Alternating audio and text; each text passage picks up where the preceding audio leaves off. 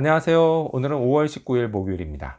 오늘은 사무엘상 8장 1절에서부터 22절까지를 본문으로 큐티 가이드를 시작하겠습니다.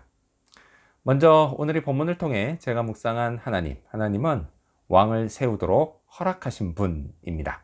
22절 말씀을 읽겠습니다.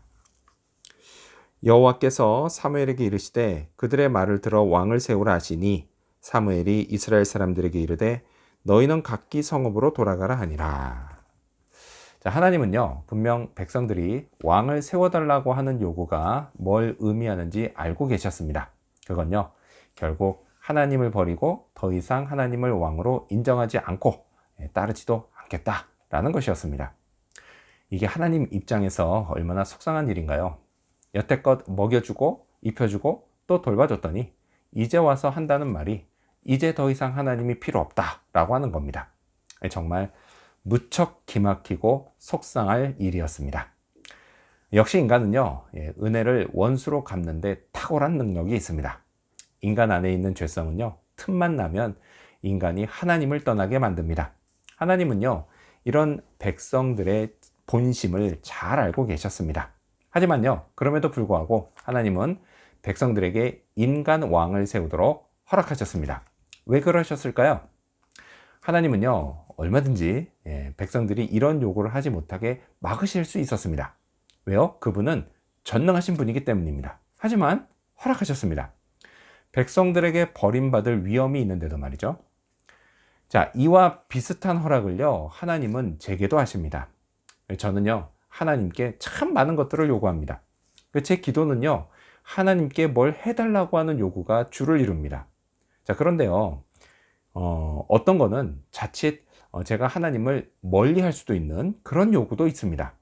자, 그런데 그런 것까지도 허락해 주실 때가 있다라는 겁니다. 그만큼 하나님은 저를 존중해 주십니다.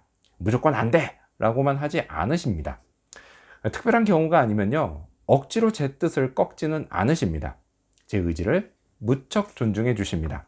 그리고 이런 허락을 통해서 하나님은 제가 의지적으로 또 자유롭고 자발적으로 하나님을 섬기길 기대하십니다. 자, 그렇다면 계속해서 오늘 이 본문을 통해 제가 발견한 인간의 모습, 어떤 게 있을까요? 오늘은 어떤 구실을 대서라도 하나님을 떠나려는 모습을 볼 수 있습니다. 자, 백성들이 사무엘에게 왕을 요구한 이유는요, 이번에 새롭게 세워진 사사, 그러니까 곧 사무엘의 두 아들들이 이 사사로서는 해서는 안 될 악행을 저질렀기 때문입니다. 자, 그래서 사사 제도에 문제가 있으니 이제 이방 나라들처럼 우리도 왕정 제도를 시작하자라는 것이었습니다. 자, 이때 당시에요, 이스라엘을 제외하고 주변 모든 나라들은 왕정 제도를 채택하고 있었습니다. 자, 그래서요, 인간 왕이 강력한 권력을 가지고 백성들을 일사불란하게 통치하고 있었습니다. 자, 이럴 때 장점이 전쟁에서 나타납니다. 자, 그러다 보니까 이스라엘 백성들 눈에는 왕정 제도가 훨씬 효과적이고 좋아 보였던 겁니다. 자, 하지만요, 이건 어디까지나 표면적인 이유였습니다. 사실 전쟁의 승패는요, 왕정 제도가 아니라 하나님의 손에 달려 있기 때문입니다. 자, 그들이 인간 왕을 요구한 진짜 이유는 이것이었습니다. 7절 말씀을 읽겠습니다. 여호와께서 사무엘에게 이르시되 백성이 내게 한 말을 다 들으라. 이는 그들이 너를 버림이 아니요 나를 버려 자기들의 왕이 되지 못하게 함이니라. 그들은요, 하나님께 다스림을 받고 싶지 않았기 때문입니다. 자, 하나님이 이 진실을 꿰뚫어 보고 계셨습니다. 그리고 사무엘에게 너무 실망하지 말라고 하십니다. 왜요? 인간은 원래 그런 존재이기 때문입니다. 어떻게 해서든 무슨 구실을 대서라도 하나님의 손을 벗어나고 싶어 하는 게 인간입니다. 그래서 그걸요, 보기 좋게 자유네, 인권이네, 이런 말로 포장하는 겁니다. 자, 사실요, 이와 같은 모습이 제게도 있지 않을까요? 저도요, 제 나름대로 이런저런 합리적인 이유를 들어 하나님의 말씀을 이번에만 순종하지 않고 넘어가려고 할 때가 있습니다. 하지만요, 하나님은 다 아십니다. 제 안에 있는 그저 제 맘대로 하고 싶어 하는 그런 진실을 말이죠. 자, 그렇다면 끝으로 오늘 이 본문을 통해 나에게 주신 교훈이 뭘까요? 그건 우리 왕은 하나님뿐이다 라는 것입니다.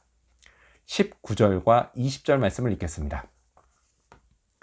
백성이 사무엘의 말 듣기를 거절하여 이르되 아니로소이다.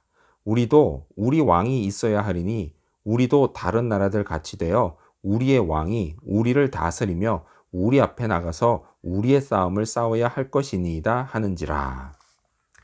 자, 사무엘은요, 왕정 제도의 폐해를 알려줍니다. 한마디로 너희는 그 왕의 종이 될 거다라는 겁니다. 하나님은요, 반대로 백성들에게 진정한 자유를 주십니다. 하지만요, 이미 왕정 제도에 눈이 멀 대로 먼 백성들은 한사코 아니라고 우겼습니다. 자, 근데 흥미로운 건요, 그들이 한 이 짧은 대답에 우리라는 말이 무려 7번이나 나온다라는 겁니다. 자, 이건 뭘 보여주느냐? 그들의 마음의 중심은 철저히 그들 자신이었다라는 겁니다. 더 이상 하나님이 아니었다라는 겁니다. 저도요, 제 마음이 이렇게 변질되지 않도록 늘 조심해야겠습니다. 하나님이 중심이 되시는 마음 늘 간직해야겠습니다. 우리 가족도 중요하고요, 우리 교회도 교인들도 중요합니다. 하지만요, 그들을 향한 마음이 결코 하나님을 앞설 수는 없습니다. 나와 우리만 생각하고 하나님을 생각하지 않을 때 처음에는 그게 더 나아 보이는 것 같아 보이지만 그건요, 언제나 비극으로 끝납니다. 나도 잃어버리고 우리도 잃어버리고 하나님도 잃어버립니다. 지금 21세기 공화국 시대를 살고 있는 저에게 하나님이 왕으로 다스리는 나라에 산다라고 하는 것, 이런 건요, 시대에 좀 뒤떨어지는 것처럼 보일지 모르지만요, 하나님이 왕이실 때 나와 우리에게 진정한 행복이 있습니다. 오늘도요, 이 사실을 기억하며 하나님의 통치에 감사하는 그런 하루가 되기를 소망합니다. 기도하겠습니다. 왕을 세우도록 허락하신 하나님, 이만큼 존중해 주실 때 자발적으로, 자유롭게, 의지적으로 하나님을 왕으로 섬기게 하여 주시옵소서. 그리고 우리의 왕은 하나님 한 분뿐이시라는 사실을 늘 기억하며 살게 하시고, 하나님의 다스림을 받을 때 진정한 행복이 있다는 것도 잊지 않게 하여 주시옵소서. 오늘 하루가 그런 하루 되기를 간절히 바라오며 예수님의 이름으로 기도합니다. 아멘.